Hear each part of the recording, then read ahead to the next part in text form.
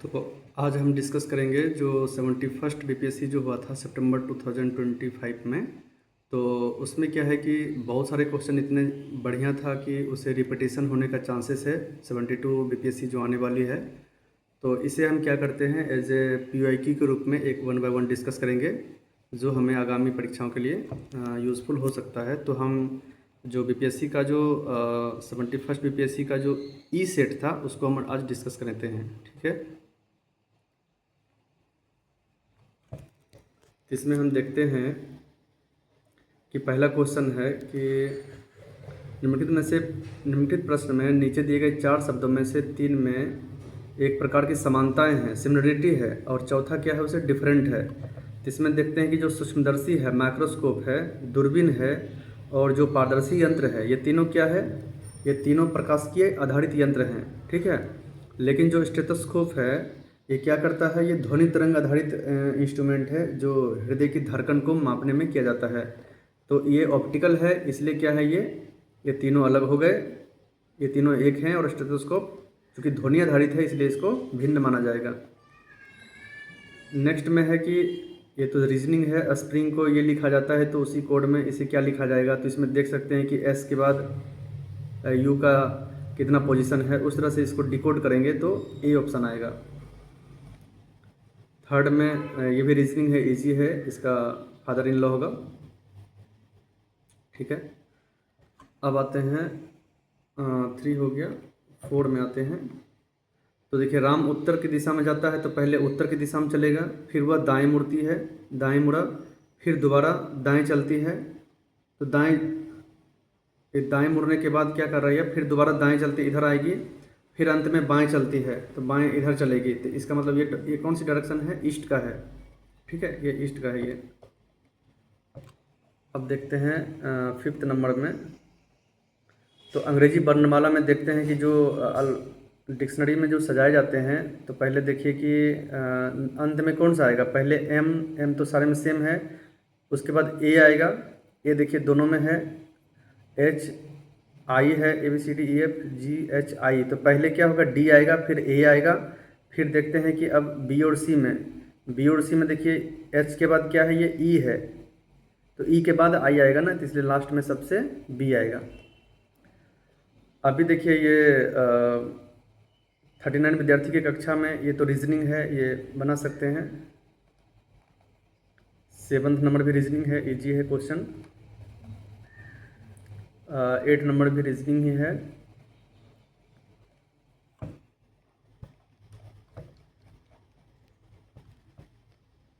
इसमें देखिए 9th number कैसे बनाएंगे, 7 से मल्टीप्लाई किए तो 7 गुने 4 28 हुआ, फिर 12 गुने 7 84 हुआ, और 9 गुने 5 45 हुआ। अब जो ये 7 चौक 28 आया, 12 सत्ती 84 आया, और 9 पचे 45 आया, तो इसे ना फिर 5 से मल्टीप्लाई कीजिए तो 4 गुने 5 क्या हो गया 20, 7 गुने 5 यहाँ 35 हो जाएगा, और 5 गुने 5 ये 25 हो गया, तो इसलिए इसका आंसर 35 होगा। ये भी रीजनिंग है। इसमें देखते हैं कि जो रेन को कोड ऐसा किया गया है और मोर को कोड ये किया गया है, तो देखिए दोनों में कॉमन कौन सा है, आर है, तो आर का देखिए इसमें क्या है, दोनों में कॉमन 8 है। ये तो समझ में आ गया कि रिमेन में जो आर है ना पहला वो 8 होगा, ये दोनों ऑप्शन आ गया, यानी ए और बी गलत हो गया। अब इसमें देखते हैं कि इसका लास्ट में देखिए ए आई एन है, और इसमें भी देखिए क्या है, ए आई एन है, तो ए आई एन का क्या हो गया, $6, तो $6 सिर्फ इसी में है, तो इसे आसानी से बना सकते हैं। 38 जो राष्ट्रीय जूनियर एथलेटिक्स चैंपियनशिप 2025 में बिहार के खिलाड़ी ने कितने जो ब्रॉन्ज मेडल जीते थे, तो इसमें 4 5 6 से भी अधिक जीते थे, इसलिए इसका आंसर क्या है, उपरोक्त में से अधिक। अभी देखिए जो नदी जोड़ो परियोजनाएं जो हुई थी, ठीक है, उसमें क्या था कि जो बाढ़ प्रवण क्षेत्र के नदियां को, सूखे प्रवण क्षेत्र नदियां, सूखे जो क्षेत्र हैं वहां तक उनकी पहुंच सुनिश्चित करना, और फसल सिंचाई के माध्यम से किसानों की आय दोगुनी करने, ठीक है, ताकि खाद्य सुरक्षा मुहैया कराया जा सके। तो नदी जोड़ो परियोजना का ही रेस्पेक्ट में बिहार में क्या है, कोसी मेची लिंक परियोजना आई है, जो बिहार का जो सीमांचल क्षेत्र है, अररिया, पूर्णिया, किशनगंज, कटिहार, ये 4 जिला को इससे क्या है, बहुत ही लाभ मिलने वाली है। अभी देखते हैं कि किन भारतीय भाषाओं को क्लासिकल लैंग्वेज का दर्जा प्राप्त है। देखिए, क्लासिकल लैंग्वेज उस लैंग्वेज को कहते हैं, हालांकि भारत की जो संविधान है उनमें 22 भाषाओं का उल्लेख किया गया है, लेकिन क्लासिकल लैंग्वेज 22 के 22 नहीं है, क्योंकि उनमें से उस लैंग्वेज को क्लासिकल लैंग्वेज कहा जाता है जिसकी विरासत ऐतिहासिक हो, जो लगभग 2000 वर्ष पुरानी उनकी सभ्यता संस्कृति से जुड़ाव हो। तो उसमें देखते हैं कि जो तेलुगु है, मराठी है, बंगाली है, ठीक है, और अभी पाली, ब्राह्मी लिपि, ब्राह्मी जो है, ये सब लैंग्वेज को जोड़ करके शास्त्रीय भाषा की संख्या शायद 11 कर दी गई है, ठीक है, शायद 8 की गई, इसको देखना पड़ेगा एक बार। तो किन भारतीय भाषा को शास्त्रीय भाषा का दर्जा प्राप्त है? तो तेलुगु, मराठी, बंगाली, तो सारे के सारे हैं इसमें, इसलिए सभी होगा। देखिए, नागी और नकटी जो जम्मू जिला में है, तो उसे जो है ना वर्ल्ड लाइफ इंटरनेशनल द्वारा एक क्या किया गया है, पक्षी अभ्यारण्य स्थल घोषित किया गया है। और ये जो है हमारा रामसर साइट में भी इसे समाहित की गई है। और अभी भारत में टोटल रामसर साइट 100 हो गया है। जो सुरहताल या बरेली में जो सुरहताल पक्षी अभ्यारण्य है, उसे रामसर साइट में घोषित किया गया है, ठीक है, जिसे जयप्रकाश नारायण रामसर साइट भी कहा जाता है। राष्ट्रीय पंचायती राज दिवस 2025, तो जैसा कि हम जानते हैं कि 24 अप्रैल को पंचायती राज दिवस मनाते हैं, ठीक है, और बिहार में इसका आयोजन मधुबनी जिला में किया गया था। देखिए, लूनर से पता चलता है कि चंद्रमा के बारे में कुछ कह रहा है। तो लूनर ट्रेल ब्लेजर मिशन का मुख्य उद्देश्य क्या है?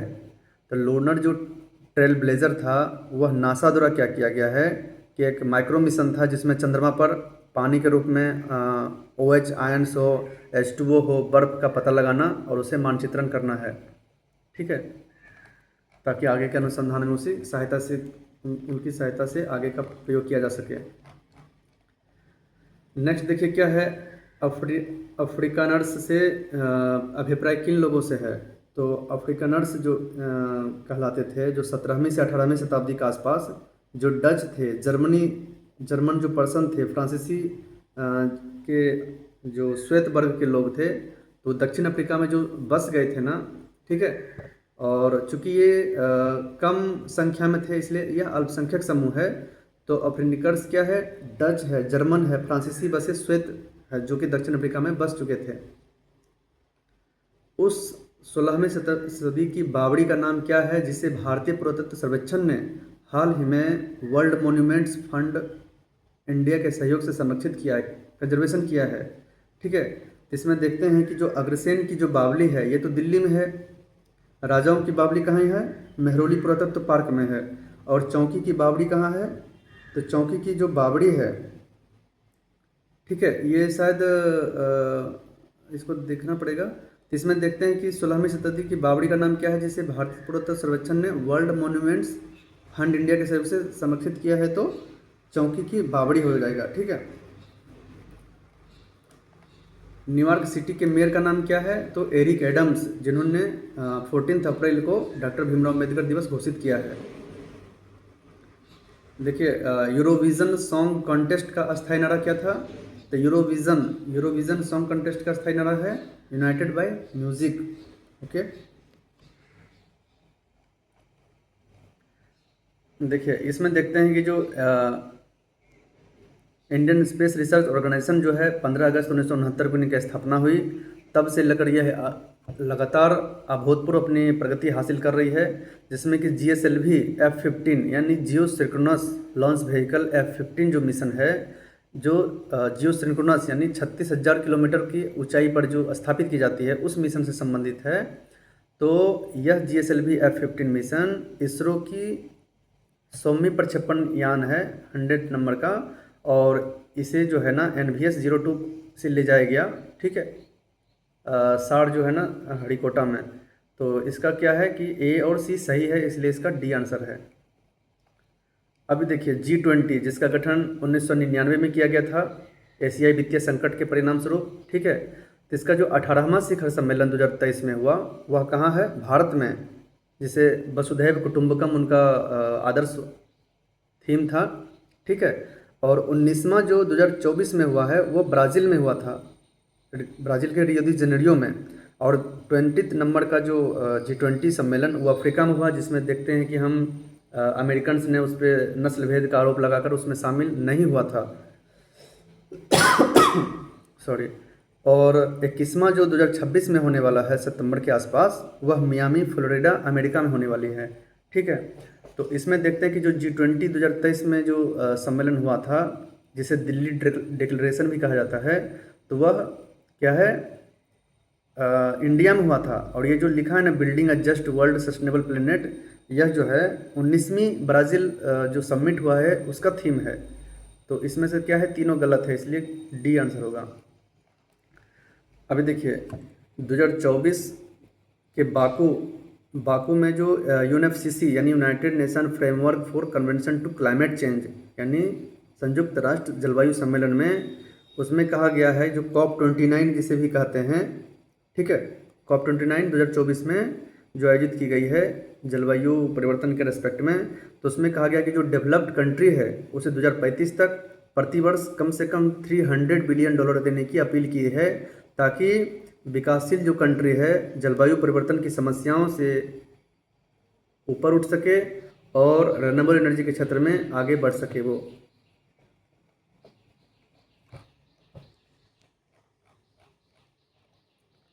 देखिए 24 में देखते हैं कि 2024 का साहित्य का जो नोबेल पुरस्कार प्राप्त करने वाली हांगकांग के उपन्यास द वेजिटेरियन कौन सी अन्य प्रतिष्ठित पुरस्कार प्राप्त हुआ है, तो इंटरनेशनल बुकर पुरस्कार उसे मिला है। ठीक है, नेपाल के किस ग्लेशियर को डेड घोषित किया गया है, तो याला ग्लेशियर। ये बहुत इंपॉर्टेंट है और ये खतरे में बीपीएससी में बहुत कन्फ्यूज़न भी किया था ये। अभी देखिए यूएनडीपी जो है यूनाइटेड नेशन डेवलपमेंट प्रोग्राम ने ह्यूमन डेवलपमेंट इंडेक्स जारी करती है। यह 3 आयाम को ऐड करती है, शिक्षा, स्वास्थ्य और जीवन स्तर। तो शिक्षा में क्या है कि उसकी जो नामांकन दर क्या है, ठीक है, एनरोलमेंट रेशियो क्या है। स्वास्थ्य में देखते हैं तो बाल पोषण है, मातृ मृत्यु दर है उसकी जो, ठीक है, स्वास्थ्य से संबंधित है।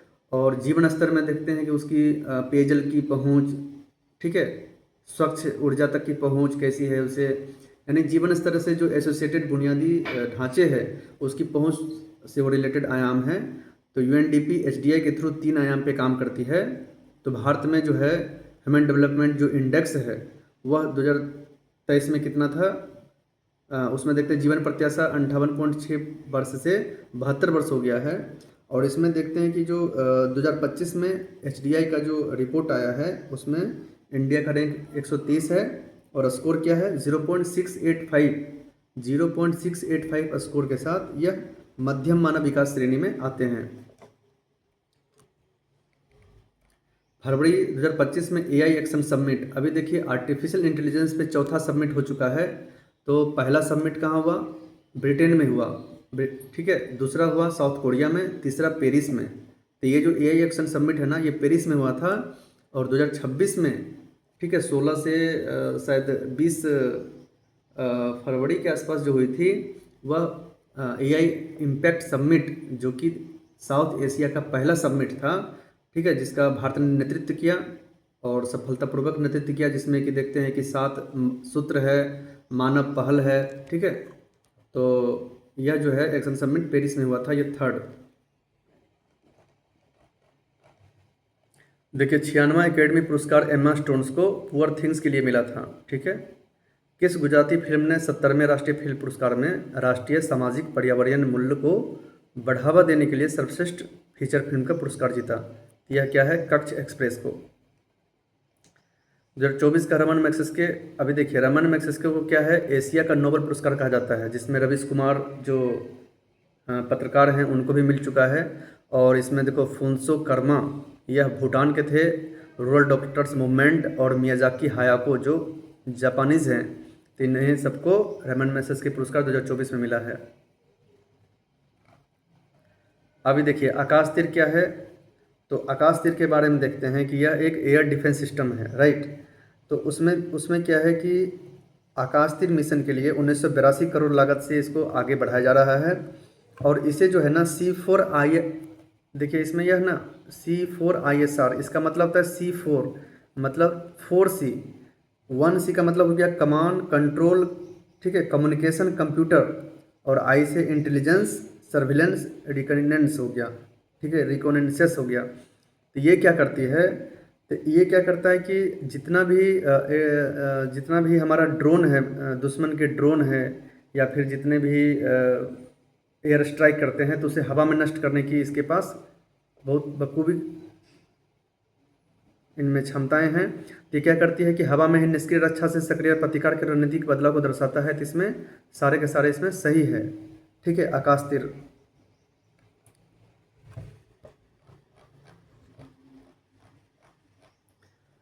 अभी देखिए निम्नलिखित में से रक्षा platform make in India, make in India का मतलब क्या है कि जो इंडिया में स्वदेशी रूप से बनाए जाते हैं, ठीक है, और उसमें क्या है कि स्वदेशी रूप से उसका बनाना हो, निवेश को आकर्षित करना हो, और तैयार माल को निर्यात भी करना हो। ओके, तो इसके पहले स्वदेशी सैन्य प्रणाली का हिस्सा क्या है, तो देखिए मुख्य युद्धक टैंक जो अर्जुन डीआरडीओ ने बनाया है, उन्नत टॉप्ड आर्टिलरी गन सिस्टम, ठीक है, ये भी इंडियन है। लेकिन जो F-35 लाइटनिंग 2 है, यह यूएसए का 5वीं पीढ़ी का स्टील्थ फाइटर जेट है। अब स्टील्थ फाइटर जेट किसे कहते हैं, जो दुश्मन के रडार से बच के दुश्मन को नस्तानाबूद कर दे, उसे ही स्टील्थ फाइटर जेट कहते हैं। यह क्या है, अमेरिकन मेड है ये। ओके, इसलिए स्वदेशी प्रणाली का हिस्सा कौन सा है, बी और सी, इसलिए इसका आंसर डी होगा। कौन सा दिन होलोकास्ट, जब प्रथम विश्व युद्ध के बाद जब नाजीवादियों ने, ठीक है, का जो नरसंहार है उसको याद करने के लिए 27 जनवरी को होलोकास्ट मेमोरियल डे मनाए जाते हैं। बानो मुश्ताक जो अंतर्राष्ट्रीय बुकर पुरस्कार मिला वो हार्ट लैम्प के लिए। सिंधु जल के जो देखिए सिंधु जल समझौता जो तीन पश्चिमी नदियाँ और 3 पूर्वी नदियाँ, तो पश्चिमी नदी कौन सा हो गया, सिंधु, चिनाब, झेलम, और पूर्वी नदियाँ क्या है, रावी, सतलज, ब्यास। तो पूर्वी नदियों पर 80% जो हिस्सेदारी है, 80% जो उनका क्या कह सकते हैं, उनकी पार्टिसिपेशन है वो इंडियन का है। और पश्चिमी जो नदियां हैं सिंधु, झेलम, चिनाब, उसका 80% यानी 80% वो यूज़ करेंगे और 20% इंडिया यूज़ करेंगे। और यह जवाहरलाल नेहरू और अयूब खान के बीच में समझौता हुआ था, जिससे पहलगांव जो अटैक हुआ इधर 2025 में, तो उसके पश्चात क्या किया गया, इसे उसके बाद वह समझौता को तोड़ लिया गया।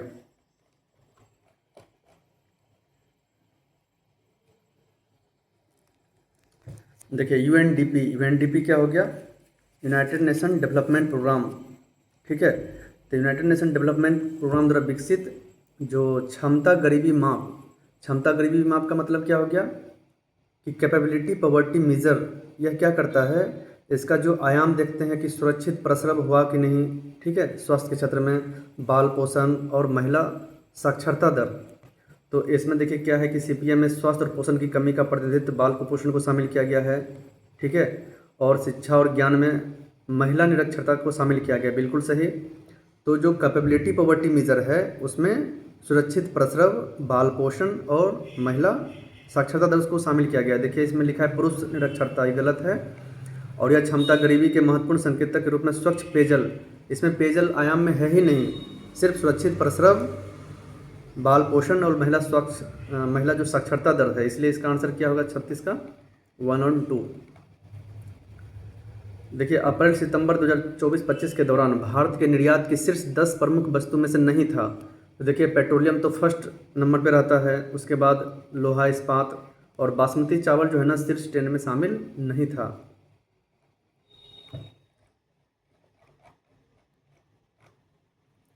देखिए इंडियन जो फॉरेस्ट रिपोर्ट है जो 1987 से प्रत्येक 2 वर्ष में जारी किया जाता है, और यह जलवायु पर्यावरण मंत्रालय के अंतर्गत आते हैं, ठीक है। तो इसमें देखिए कि देश के कुल वन और वृक्ष आवरण देश के भौगोलिक क्षेत्र का कितना है, 24.62 है, यहाँ 15% लिखा है जो गलत है, कितना है 24.62%। सबसे बड़े दर्ज वन वाले शीर्ष 3 राज्य हैं, ये गलत स्टेटमेंट है, ठीक है। और सबसे अधिक वृक्षावरण महाराष्ट्र राज्य में पाया जाता है, ठीक है, ये सही है। 2023 में वैश्विक सेवाओं जो ग्लोबल लेवल पर जो हम लोग टर्सरी सेक्टर से जो एक्सपोर्ट करते हैं, टर्सरी सेक्टर यानी तृतीय सेवा क्षेत्र हो गया। और उसमें सेवाओं के निर्यात में सबसे अधिक हिस्सेदारी भारत से किसका है? तो देखिए क्या है कि जो वैश्विक सेवा निर्यात में हिस्सेदारी अभी अमेरिका का कितना है, टॉप पर है 11%, ब्रिटेन का लगभग 7.5%, आयरलैंड का 6%, जर्मनी का 5%, चाइना का 5.1% से ज़्यादा है। ठीक है। और आयरलैंड में क्या है, वैश्विक सारी कंपनियां हैं, एमएनसी कंपनियां हैं। तो इंडिया का जो है ना, कितना नंबर पे है इंडिया? 4.3 से 4.6% की हिस्सेदारी है ग्लोबल लेवल पे। ठीक है। तो यह 7वां नंबर पे आती है भारत का एक्सपोर्ट में। उससे ऊपर में क्या है, आयरलैंड है।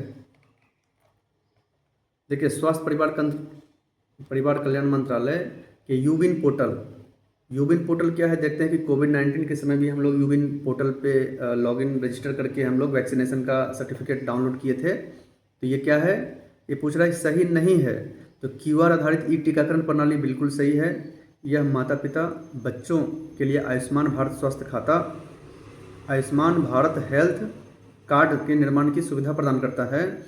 और पोर्टल क्या है ना, 11 क्षेत्रीय भाषा में उपलब्ध है। तो ये तीनों स्टेटमेंट सही है, इसलिए डी नंबर इसका सही नहीं पूछा है, तो डी होगा। देखिए 41 में कि किस संगठन ने संयुक्त रूप से आवास शहरी मामलों के मंत्रालय के साथ शहरी नवाचार स्टेक डिजिटल ब्लूप्रिंट विकसित किया है? तो राष्ट्रीय शहरी मामले के संस्थान ने। 31 अक्टूबर 2024 तक भारतमाला परियोजना के तहत किस राज्य में सबसे अधिक निर्मित सड़कें की लंबाई थी? तो राजस्थान में। अब देखिए भारतमाला परियोजना क्या है, यह क्या है, नॉर्थ को साउथ और उत्तर से दक्षिण, पश्चिम से पूरब की जो नेशनल कॉरिडोर है, इकोनॉमिक कॉरिडोर, जैसा कि दिल्ली, कलकत्ता, मुंबई, चेन्नई, 4 जो प्रमुख मेट्रोपोलियन मतलब महानगरीय प्रदेश है। ठीक है। इससे क्या था कि राष्ट्रीय कॉरिडोर, आर्थिक कॉरिडोर, ठीक है, इस सड़कों का निर्माण करके क्या है कि जो लॉजिस्टिक्स कॉस्ट है, रसद लागत है, उसको कम करना, जीवन गुणवत्ता में सुधार करना। ठीक है। तो इसमें देखते हैं कि ये भारतमाला परियोजना 31 जुलाई 2025 को जब से शुरू हुई है, तो यह 2024 तक क्या है कि अपने जो काम थे उनको एक ऊंचाई तक पहुंचाए हैं, जिसमें राजस्थान में सबसे अधिक लंबाई की सड़कें बनाई गई है। सड़क की लंबाई ज़्यादा हैं। किस किसान ऋण पोर्टल केआरपी के शुभारंभ से पहले किसान ब्याज अनुदान और शीघ्र पुनर्भुगतान प्रोत्साहन योजना के तहत मैनुअल दावे निम्न से किस संस्थान को प्रस्तुत करते थे? तो कृषि कल्याण मंत्रालय और नाबार्ड। नाबार्ड क्या है, national agriculture board of rural development. ठीक है। ये क्या, नाबार्ड क्या करती है कि वित्तीय ऋण प्रोवाइड करती है। भारत का विदेशी मुद्रा भंडार यानी फॉरेक्स जो रिजर्व है, वह देखते हैं कि दिसंबर 2024 के अंत तक लगभग कितना हो गया, 640 बिलियन अमेरिकी डॉलर है। ओके। और भारत का भी वर्तमान में विदेशी मुद्रा भंडार देखते हैं तो 5वां रैंक है। ठीक है। और फरवरी 2026 में सर्वकालिक उच्च स्तर पर पहुंचा, जिसका फॉरेक्स रिजर्व कितना है इंडिया का, 728.49 बिलियन अमेरिकी डॉलर, यानी 728 बिलियन अमेरिकी डॉलर तक पहुंच गया है। यह दिखाता है कि भारत का जो किसी प्राकृतिक आपदाएं हो तो उस समय क्या है, या फिर जो वैश्विक जो सरप्रस्त नेताओं द्वारा जो वैश्विक स्थिति को बिगाड़ने की कोशिश की जा रही है टैरिफ वॉर से, तो यह फॉरेक्स रिजर्व्स भारत की आर्थिक स्थिति को मजबूत बनाए रखेगी। और इसका जो प्रबंधन और नियंत्रण जो है ना, आरबीआई करती है। ओके। यहाँ पे देखिए दूसरा है कि दुनिया में 7वां सबसे बड़ा है, ये गलत है। भारत दुनिया का 5वां सबसे बड़ा फॉरेक्स रिजर्व्स रखता है। और 2024 के, चूँकि 2024 में है ना, भारत का प्रबंधन नियंत्रण इस तरह कदर से आगे बढ़ी कि 2024 में बीओपी जो है ना, बिल ऑफ पेमेंट में सरप्लस देखा गया, ना कि घाटा। तो इसलिए इसका आंसर सिर्फ ए होगा।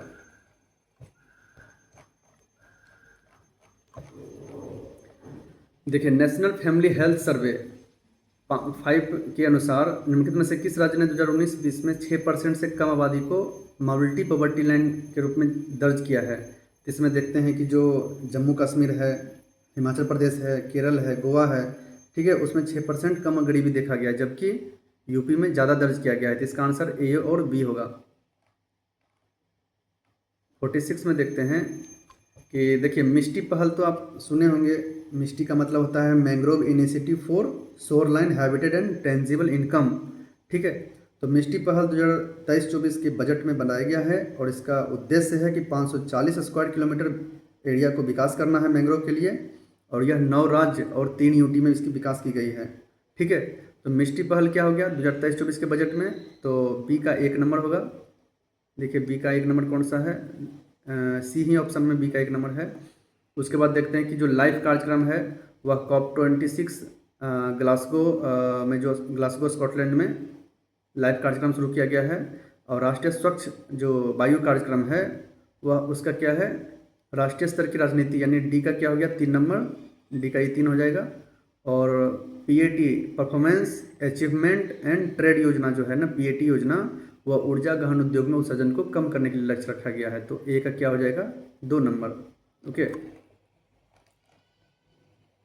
देखिए 47 नंबर में देखते हैं कि जो वार्षिक PLFS मतलब पीरियोडिक लेबर फोर्स सर्वे है। ठीक है,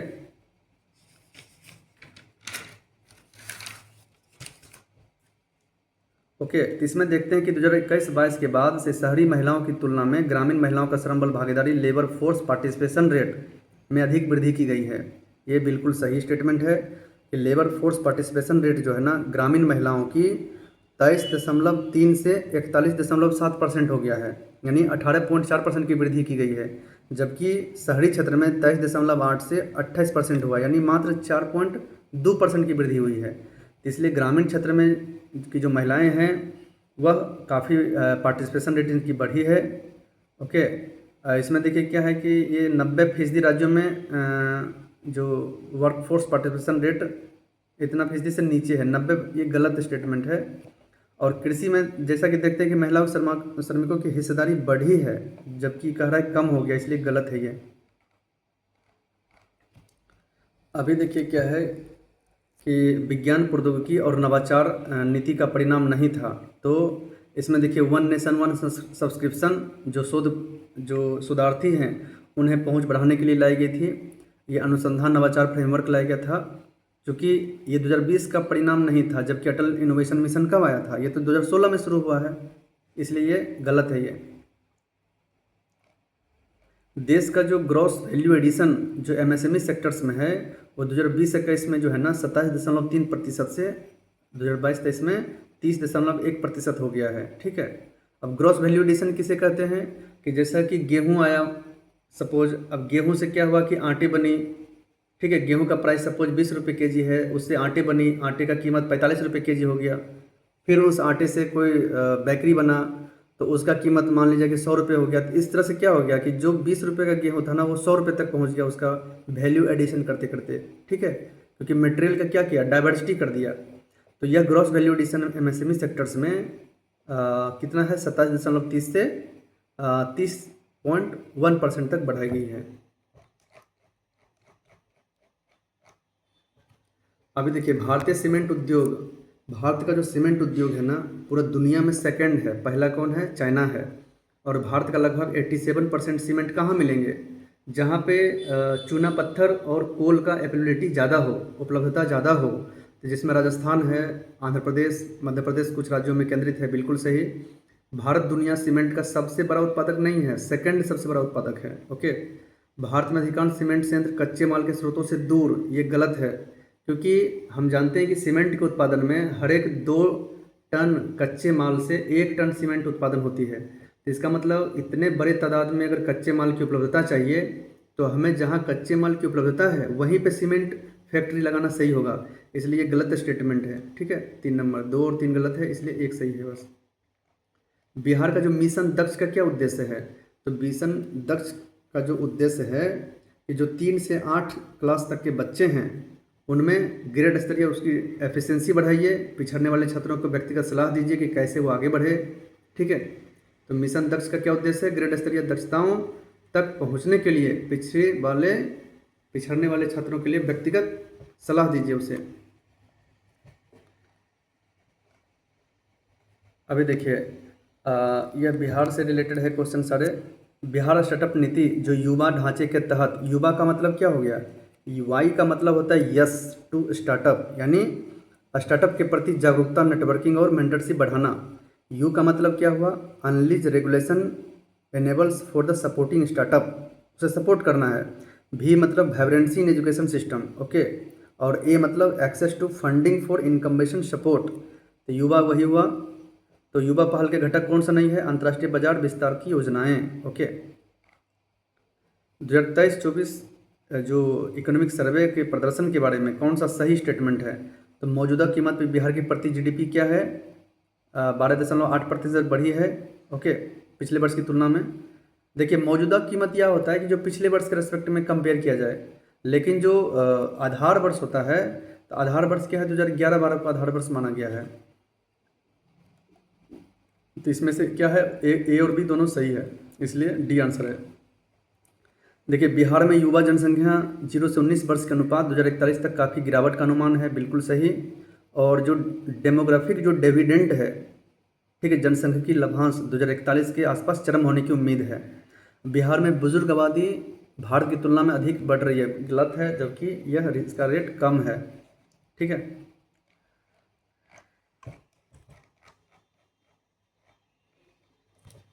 फिर देखिए वही पीएलएफएस का क्वेश्चन आया है। तो पीएलएफएस क्या हो गया, पीरियोडिक लेबर फोर्स सर्वे 2023-24 के अनुसार निम्नलिखित में से कौन से कथन बिहार में महिलाओं के बीच रोजगार की प्रकृति का, तो बिहार में देखते हैं कि 2006-07 में वर्ल्ड बैंक की सहायता से जीविका मिशन शुरू की गई थी। और जीविका मिशन में धीरे धीरे क्या है, सेल्फ हेल्प ग्रुप इतने लोग जुड़ गए हैं कि वहाँ पे लाखों लाख महिलाएं अभी क्या है कि आत्मनिर्भर है, स्वनियोजित है और अपने घरेलू उद्यमों में सहायक में काम कर रही है। तो इसका आंसर बी होगा, ठीक है, क्योंकि औपचारिक नहीं है, ये अनौपचारिक है और अनियमित वेतन वाली है, ठीक है ना, तो इसलिए इसका ए गलत है और बी सही है। लोकसभा का जो सेक्रेटरी स्टाफ की नियुक्ति, अभी देखिए क्या है कि आर्टिकल 98 का 3 यानी 98 का 3 क्लॉज में कहा गया है कि जब तक संसद द्वारा कोई विधि नहीं बना है तब तक राष्ट्रपति लोकसभा अध्यक्ष से परामर्श करने के बाद, है ना, तो उसकी कर्मचारी की नियुक्ति और सेवा शर्तें बढ़ा सकते हैं। तो इसका आंसर क्या होगा, डी नंबर। ये बहुत ही ज़बरदस्त क्वेश्चन था और कंफ्यूज किया था उस समय एग्जाम में, ठीक है। 56 57 शायद नीचे है। देखिए भारत का जो अटॉर्नी जनरल है, भारत का अटॉर्नी जनरल कितना है, आर्टिकल 76 में, जबकि जो महाधिवक्ता है यानी आर्टिकल 165 में, ठीक है, वो राज्य में आते हैं। तो भारत का अटॉर्नी जनरल क्या है, वह राष्ट्रपति जो भी विधिक कार्य है उसके थ्रू क्या है ना, भारत सरकार को सलाह मशवरा देते हैं। इसमें देखो क्या है कि सर्वोच्च न्यायालय के अतिरिक्त सुनवाई हेतु अहर्ता नहीं है। भारत का महान्यायवादी केंद्र और राज्य के किसी भी हाईकोर्ट में वो सुनवाई कर सकते हैं, ठीक है, और संसद के सदन की प्रक्रिया में भाग ले सकते हैं, ठीक है ना। संसद की प्रक्रिया में क्या कर सकते हैं, भाग ले सकते हैं। आर्टिकल 88 के तहत सरकार का पूर्णकालिक सलाहकार नहीं होते हैं, वह राष्ट्रपति के प्रसाद पत्र में काम करते हैं, ओके। देखिए जो 42वां संविधान संशोधन 1976 हुआ था, जिसे मिनी कॉन्स्टिट्यूशन भी कहा जाता था, तो उसमें 5 विषय को ट्रांसफ़र किया गया था, जिसमें एक विषय था वन्यजीव की सुरक्षा, ठीक है, और ये जो प्राइस कंट्रोल है ये भी दोनों समवर्ती सूची में आते हैं, जबकि कृषि पर आय और विद्युत उपभोग और बिक्री कर जो है ना, यह राज्य सूची के अंतर्गत आते हैं, ओके।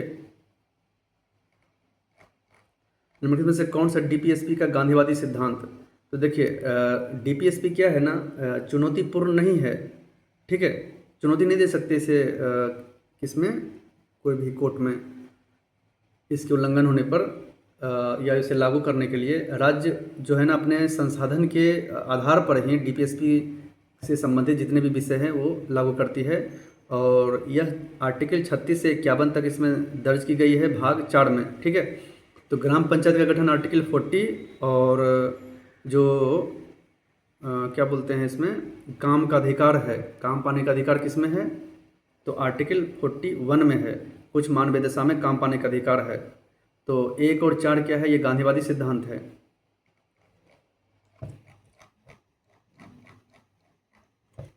देखिए 60 में देखते हैं कि इसमें जो है ना अनुसूचित क्षेत्रों का प्रशासन जो है ना यह 5वीं अनुसूची में है, ठीक है, जबकि देखो अनुसूचित ये क्या है, क्षेत्र का प्रशासन कह रहा है, ये 5वीं अनुसूची में है, जबकि जनजातीय क्षेत्र का प्रशासन 6ठी अनुसूची में है। ओके, केंद्र सरकार के बारे में विचार कीजिए।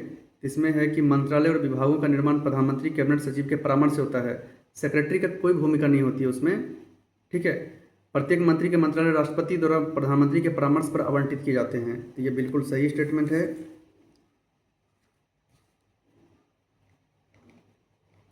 राज्य की विधायिका की कार्यवाही के बारे में क्या सत्य है कि विधायिका में कार्य केवल राज्य की सरकारी भाषा के आधार पर होंगे, ठीक है। तो आर्टिकल 210 आर्टिकल 210 क्या बोलती है कि राज्य के विधानमंडल के कार्य राज्य की राजभाषा हिंदी और अंग्रेजी होगी, ठीक है। तो 62 का क्या है, ए नंबर। देखिए 63 में क्या है कि भारतीय संविधान मौलिक अधिकारों पर औचित्यपूर्ण प्रतिबंध का प्रावधान करता है, ठीक है। सैंक्शन तो लगाता है मौलिक अधिकार पे, परंतु औचित्य का ध्यान क्या होना चाहिए कि वो जनजीवन से संरक्षित हो और विद्यमान सामाजिक मूल्य और सामाजिक आवश्यकताएं अवरोध ना हो, ठीक है। और उसमें डीपीएसपी को नज़रअंदाज नहीं किया जाता है, तो इसलिए 3 नंबर गलत है। और सामाजिक हित के बेहतर होना चाहिए, ये भी गलत है। 3-4 गलत है, इसलिए ए सही होगा। निम्न में से कौन सा वित्त आयोग के सदस्य के लिए आवश्यक जो अहर्ताएँ हैं, तो वह संसद जो है विधि द्वारा आर्टिकल 280 के 2 के तहत, क्योंकि फाइनेंस कमीशन का जो आर्टिकल 280 में बताई गई है कॉन्स्टिट्यूशन में, और 280 का 2 के तहत कहा जाता है कि उसकी अहर्ताएँ बताई गई है संसद विधि द्वारा। इसमें देखिए क्या है कि इनमें से कौन सा सही नहीं है, ठीक है। इसमें देखिए स्थगन सदन के नेता अकेले द्वारा किया जाता है, जबकि वो लोकसभा के अध्यक्ष को द्वारा किया जाता है, ठीक है। इसलिए ये क्या है, गलत है ये।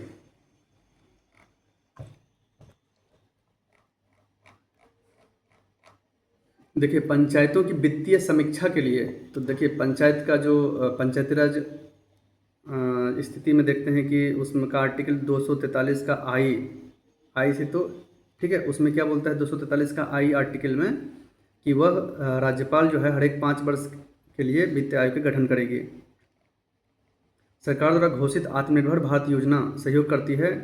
तो आत्मनिर्भर भारत क्या करेगा, भारत की निर्माण क्षमता में वृद्धि करेगी और निर्यात को प्रोत्साहन भी करेगी और विदेशी इन्वेस्टर्स को यहाँ इन्वेस्ट करने के लिए आमंत्रित भी करती है, ठीक है। तो 67 का क्या होगा, दोनों सही। पंचायती राज का उद्देश्य क्या है कि डिसेंट्रलाइजेशन करना, विकेंद्रीकृत करके जनता की भागीदारी को सुनिश्चित करना और प्रशासन में प्रतिभाग करने योग्य बनाना उसे, ओके। देखिए 69 में देखिए ये क्वेश्चन बहुत कन्फ्यूजन किया था। देखिए निंदा प्रस्ताव और अविश्वास प्रस्ताव क्या है। तो निंदा प्रस्ताव क्या है कि लोकसभा में स्पीकर जो है होते हैं ना, उसको स्वीकार करने के लिए विशिष्ट, लोकसभा में जो है ना स्पीकर अगर स्वीकार कर लिया, ठीक है, स्वीकार करने के लिए विशिष्ट कारण नीतियों का उल्लेख करना अनिवार्य होता है। और यह जो है किसी एक मंत्री या मंत्री का समूह की विशिष्ट नीति का क्या करती है, निंदा करती है निंदा प्रस्ताव में, ठीक है। बट अविश्वास प्रस्ताव जो है नो कॉन्फिडेंस मोशन जो है ना, यह विपक्ष द्वारा लाया जाता है और पूरे मंत्रिपरिषद के खिलाफ लाई जाती है अविश्वास प्रस्ताव। इसलिए निंदा प्रस्ताव क्या है, किसी एक मंत्री या मंत्री के समूह की विशिष्ट नीति का निंदा करती है। इसलिए क्या है ना, यह अविश्वास प्रस्ताव से क्या है, भिन्न है। कौन सा विषय उच्च न्यायालय और सर्वोच्च न्यायालय के अधिकार क्षेत्र में आते हैं, तो मौलिक अधिकार का संरक्षण, जिसमें आर्टिकल 32 में सुप्रीम कोर्ट और आर्टिकल 226 से हाई कोर्ट 5 प्रकार के रिट जारी करके मौलिक अधिकार का संरक्षण करती है। कांग्रेस का सेफ्टी वॉल का सिद्धांत तो लाला लाजपत राय दिए थे। दिल्ली में राजकीय प्रवेश का द्वार, राजकीय प्रवेश के अवसर पर किस वायसराय पर बम फेंका गया था। तो इसमें देखते हैं कि जो 23 दिसंबर 1912 को रास बिहारी बोस और सचिंद्र सन्याल ने क्या किया था कि लॉर्ड हार्डिंग्स पे बम फेंका, और यह इसे दिल्ली षड्यंत्र केस के भी नाम से जाना जाता है, ठीक है। अभी देखिए 1911 में कैलिफोर्निया विश्वविद्यालय में भारतीय दर्शन के प्रोफेसर बनने का अवसर किसे मिला, तो लाला हरदयाल को। और लाला हरदयाल ने ही एक क्रांतिकारी नेता थे, ठीक है। MAO मुस्लिम एंग्लो ओरिएंटल कॉलेज अलीगढ़ के प्रधानाचार्य का नाम बताइए जिसने 19वीं सेंचुरी में सांप्रदायिकतावाद को बढ़ावा दिया। तो इसमें देखिए थियोडर बेग और उसके साथ कौन थे, सर सैयद अहमद खान, दोनों मिलकर क्या है कि मुस्लिम के लिए ना ये हिंदू और जितने राष्ट्रवादी तत्वों से दूर करने का बहुत प्रयास किया गया था उनके थ्रू।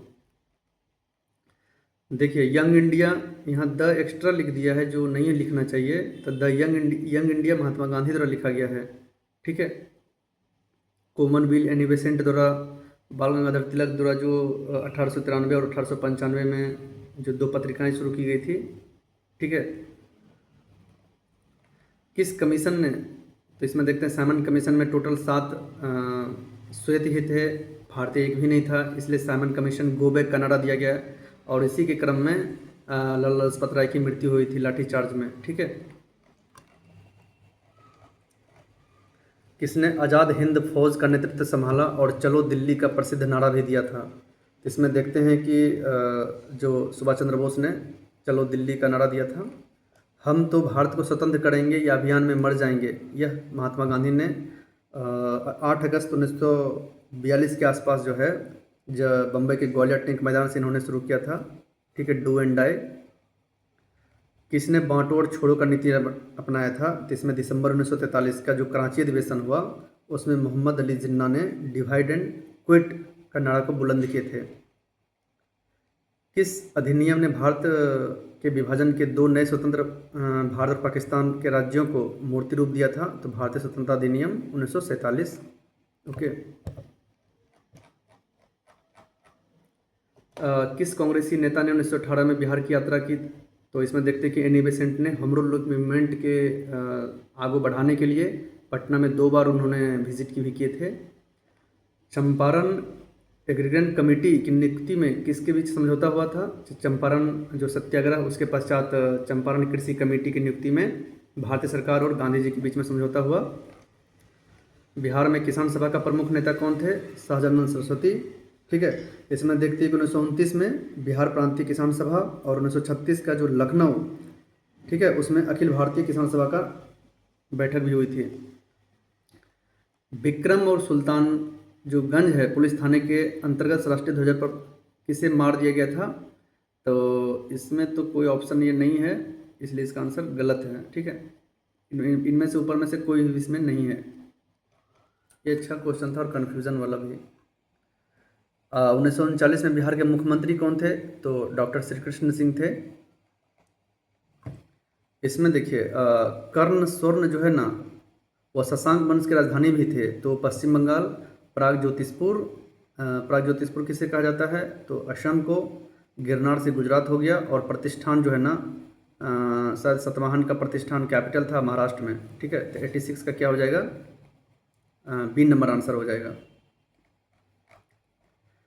ऋग्वेदिक युग से संबंधित देखिए घोषा अपाला विश्ववड़ा जो है ना ऋग्वेदी से संबंधित थी, और गार्गी जो है ना उत्तर वैदिक से संबंधित थी, इसलिए ये गलत है।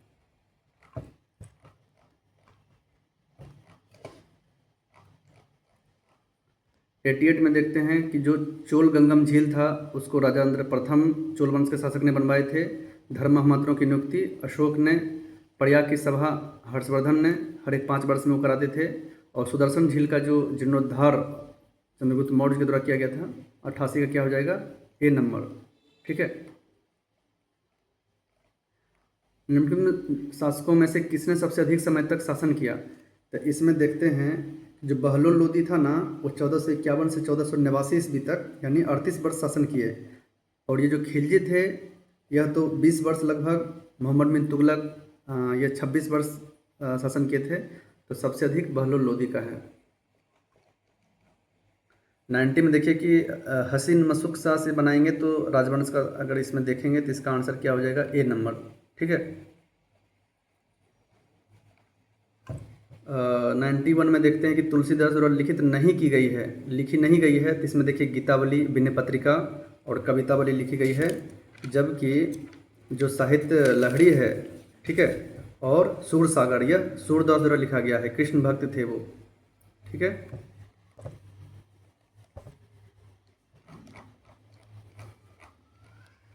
देखिए 92 में देखते हैं कि 2.5 दिन का झोपड़ा कौन बनाया है, तो 2.5 दिन का झोपड़ा तो कुतुबुद्दीन ऐबक बनाए हैं। इलाहाबाद का किला अकबर ने बनाए हैं।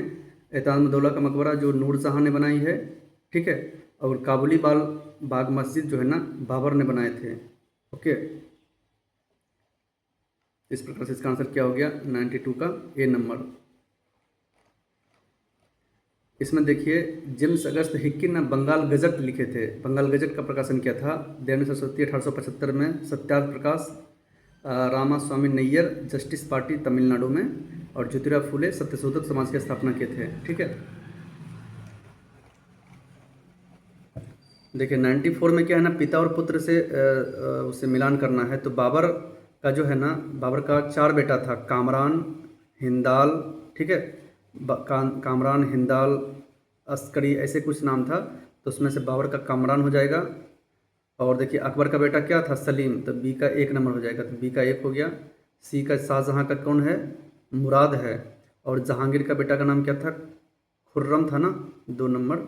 और खुसरो ही था जो आगे चल करके शाहजहाँ शायद बना था। कौन सी बौद्ध संगति बिहार में, तो राजगृह पहला, दूसरा वैशाली, तीसरा पाटलिपुत्र, और चौथा तो कुंडलमल कश्मीर में हुआ था, इसलिए ये गलत है। सुभाष चंद्र बोस के बारे में, तो ये जो है ना 1938 का हरिपुरी अधिवेशन में हुआ था, और 1939 का त्रिपुरी अधिवेशन, तो इसलिए गलत है। ठीक है, जनवरी 1941 में वो नज़रबंद होकर भाग निकले, और 21 अक्टूबर 1943 को अस्थायी सरकार का गठन किए थे सिंगापुर में। तो 2 और 3 सही है। यहाँ पे ना हरिपुरा अधिवेशन होना चाहिए 1938 में।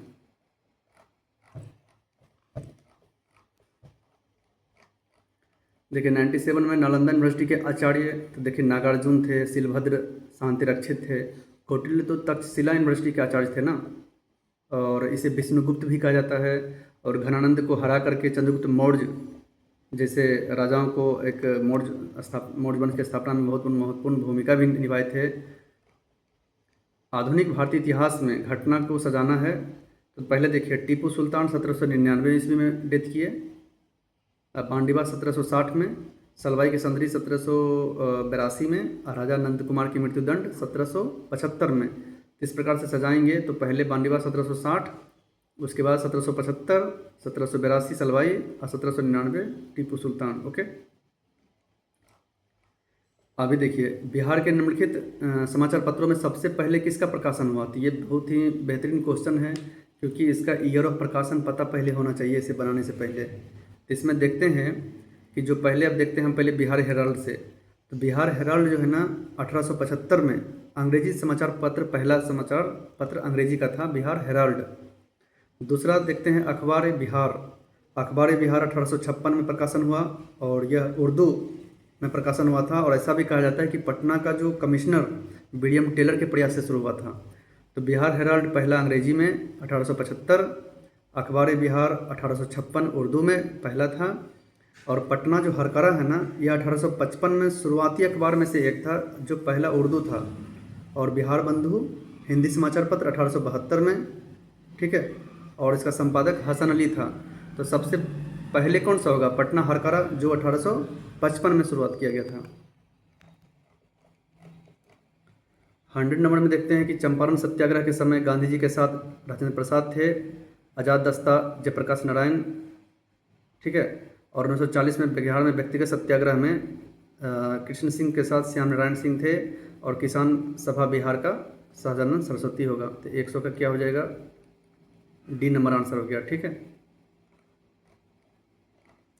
देखिए मैगिनोट रेखा जो है ना, प्रथम विश्व युद्ध के बाद फ्रांस ने अपनी जो संप्रभुता है रक्षा करने के लिए एक इमेजिनरी बॉर्डर लाइन बनाया, जिसे मैगिनोट रेखा कहा जाता है।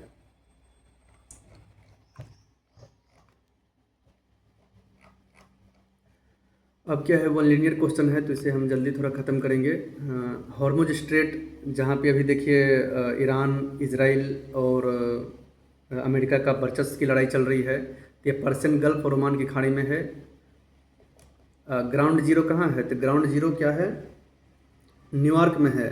और न्यूयॉर्क के उस स्थान को ग्राउंड जीरो कहा जाता है कि जहाँ 11 सितंबर 2001 को, जिसे 9/11 अटैक भी कहते हैं, तो उसमें वर्ल्ड ट्रेड सेंटर के जो ट्विन टावर आतंकी हमलों में जो नष्ट हो गए थे, और जिसको गिराने का श्रेय ओसामा बिन लादेन को डाला जाता है, ठीक है। जिसे बाद में जो है अमेरिका ने ही ऑपरेशन नेपच्यून स्पीयर के तहत पाकिस्तान के एबटाबाद शहर से पकड़ के उसे मार दिया था, ठीक है। तो ग्राउंड जीरो कहाँ है, न्यूयॉर्क में, ओके। कौन सा स्थल डमरू मध्य जो कि डेविल्स नेक के नाम से जाना जाता है, तो करा स्थल स्थल डमरू मध्य। ओके। लदांग जो है ना, ये क्या है, मलेशिया में, और यह एक क्या है, स्थानांतरित कृषि है ये। दुनिया की सबसे बड़ा नदी द्वीप कौन सा है, तो ब्रह्मपुत्र नदी के पास माजुली द्वीप में है। और भारत का क्या है ना, यह पहला द्वीपीय जिला भी घोषित किया गया है माजुली को। भारत का सबसे बड़ा नदी बेसिन गंगा है, लेकिन द्वितीय नदी बेसिन कौन है, गोदावरी, और इसे दक्षिणी गंगा भी कहा जाता है। और कावेरी नदी बेसिन को क्या बोलते हैं, दक्षिण भारत की गंगा। ओके। कौन सा अलकनंदा और भागीरथी के संगम स्थल है, तो देव प्रयाग है। ठीक है। भारतीय क्षेत्र में बैरन जो है ना और नारकोंडम, यह अंडमान निकोबार में है, जिसमें बैरन एक्टिव ज्वालामुखी है, सक्रिय है, जबकि नारकोंडम क्या है, सुषुप्त ज्वालामुखी है।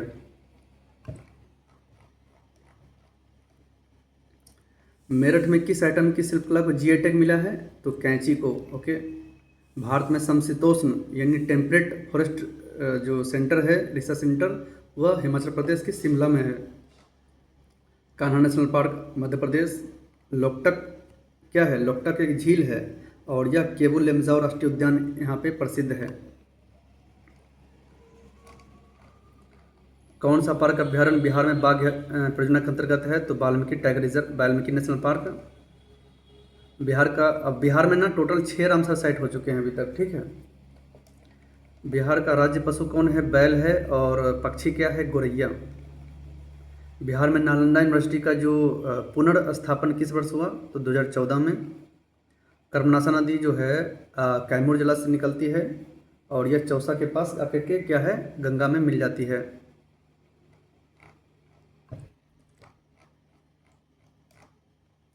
बिहार संपूर्ण भारत का कितना % पायलट उत्पादित करता है, तो ये क्वेश्चन देखिए बहुत कंफ्यूज किया था एग्जाम में। तो यह जो है रोहतास, बिहार का जो डिस्ट्रिक्ट है रोहतास, जिसे आमझोड़ क्षेत्र भी कहा जाता है, वहाँ पे 95% पायलट पूरे भारत का पाया जाता है। ओके। बिहार के किस जिले में सोना पाया जाता है, तो जो सर्वेक्षण विभाग था उसने कहा कि जमुई जिला जो बिहार में है, सोने का बृहद भंडार है। बिहार का अधिकांश भाग किस प्रकार की जलवायु के अंतर्गत आते हैं, तो जैसा कि जो कोपेंस के जलवायु के नियम के अनुसार उत्तरी बिहार की जलवायु CWG और दक्षिण बिहार की जलवायु AG है, तो उसमें उपोष्ण कटिबंधीय मानसून अधिकांश भाग इसी में आते हैं। अभी देखिए एक बॉक्स को 200 न्यूटन बल लगाकर उसे नियत वेग यानी फोर्स अगर वेलोसिटी अगर कांस्टेंट है, तो एक्सेलरेशन क्या होगा, 0 होगा। तो जो उसका सीमांत घर्षण बल होगा, जितना हम लगा रहे हैं उतना अपोजिट से लगेगा, तो 200 न्यूटन ही इसका आंसर होगा। अभी देखिए ये क्वेश्चन अच्छा है 122 नंबर में। तो 122 में क्या है कि एक ट्रक विरामावस्था से किसी पहाड़ी के नीचे की ओर कांस्टेंट एक्सेलरेशन से लुढ़कती है। विरामावस्था से यानी इनिशियल वेलोसिटी क्या है, 0 है, और यह 20 सेकंड में इतना मीटर की दूरी तय करती है। यदि ट्रक का द्रव्यमान 7 टन हो, यानी 1 टन में 1000 kg होता है, तो इस पर लगने वाला फोर्स क्या होगा, तो फोर्स इक्वल को MA होगा। तो 122 का देखिए हम बताते हैं। तो फोर्स इक्वल टू MA होगा, यानी M तो है 7 टन, लेकिन एक्सेलरेशन निकालना पड़ेगा। तो न्यूटन का जो दूसरा नियम क्या बोलता है, S equal to UT plus half at square. तो विरामावस्था से चला है, तो इसलिए इनिशियल वेलोसिटी 0 हो जाएगा। ठीक है। तो ये पूरा कंपोनेंट 0, हाफ इट स्क्वायर, तो S बराबर हाफ इट स्क्वायर। तो एक्सेलरेशन क्या हो गया, 2S/t स्क्वायर। तो 2S हो गया 400 मीटर, और टाइम है 20 सेकेंड, तो 20 400 हो गया, तो यानी 2 मीटर पर सेकेंड स्क्वायर एक्सेलरेशन आया। तब फोर्स कितना आ गया, M है 7 टन, यानी 1 टन में 1000 kg, 7 × 1000 × 2 यानी 14,000 क्या हो जाएगा इसका, 14,000 न्यूटन हो जाएगा। अभी देखिए किसी घर में 1 महीने की ऊर्जा की खपत 250 यूनिट होती है, तो कुल ऊर्जा क्या हो जाएगा। तो इसमें देखिए क्या है ना, देखिए 1 किलोवाट आवर में को बदलिए पहले। तो 1 किलो मतलब क्या हो गया, 1000, और वाट तो वाट ही है, और आवर को सेकंड में बदलिए तो 3600 सेकंड हो गया। तो यानी 3.6 × 10⁵ ये क्या हो गया, वाट सेकंड हो गया। अब 1 यूनिट में 3.6 10⁵ वाट सेकंड है, और यहाँ पे कह रहा है कि 250 यूनिट, तो 250 से मल्टीप्लाई कर दीजिए, तो ये आ जाएगा 9 × 10⁸, ये जूल में होंगे। किस माध्यम में ध्वनि की चाल अधिकतम होगी, तो स्टील में 5960 मीटर पर सेकंड इसकी रफ्तार होती है। मुक्त रूप से फ्री फॉल गिरते हुए पिंड की स्थितिज ऊर्जा लगातार कम हो रही है, और जिस रेट से ये कम हो रही है उसी रेट से गतिज ऊर्जा क्या हो रही है, बढ़ रही है। यानी कि ऊर्जा का संरक्षण का सिद्धांत फॉलो कर रहा है और ऊर्जा का संरक्षण का सिद्धांत उल्लंघन भी नहीं है। ठीक है, देखिए बैलों की एक जोड़ी खेत जोतते समय हल पर 140 न्यूटन का बल लगाती है और जोता गया खेत 15 मीटर लंबा है, तो वर्क क्या होगा, एफ एस कॉस थीटा। ठीक है, तो फोर्स इंटू डिस्प्लेसमेंट कर दीजिए, दोनों को गुना करने से 2100 जूल आ जाएगा। समतल दर्पण की चूंकि जो रेडियस ऑफ कर्वेचर यानी वक्रता त्रिज्या अनंत होती है, तो फोकस दूरी क्या होती है, रेडियस ऑफ कर्वेचर बाई 2, तो ये भी अनंत हो जाएगी। शॉर्ट सर्किट के समय क्या है ना, रेजिस्टिव वैल्यू 0 हो जाता है प्रतिरोध। इससे क्या है कि धारा उच्च गति से फ्लो करने लगती है। और यहाँ पे क्वेश्चन क्या है कि विद्युत परिपथ में विद्युत शक्ति power equal to I square R या power equal to V I, और आई को फिर वी बाई आर करेंगे तो वी स्क्वायर बाई आर हो गया, तो ये बी गलत है। अभी जो मैं बताया कि रजिस्टिव वैल्यू 0 होने से धारा का मान क्या होगी, अधिक बढ़ जाएगी।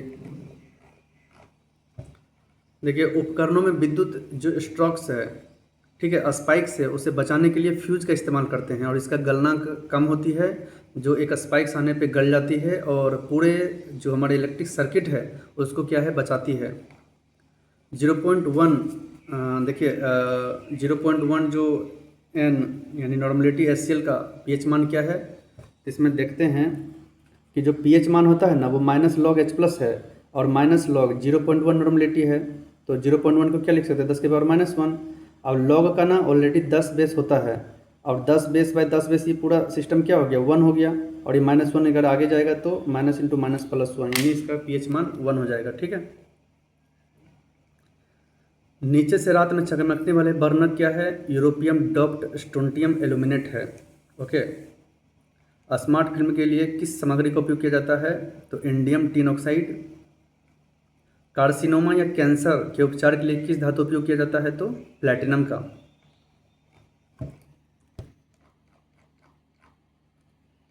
जो गर्भ निरोधक गोली होते हैं ना, तो लेवोनोट्रेग्रेस्ट्रल में ना प्रोजेस्टेरोन हार्मोन होते हैं और इसका इस्तेमाल गर्भ निरोधक गोली के रूप में किया जाता है। ओके,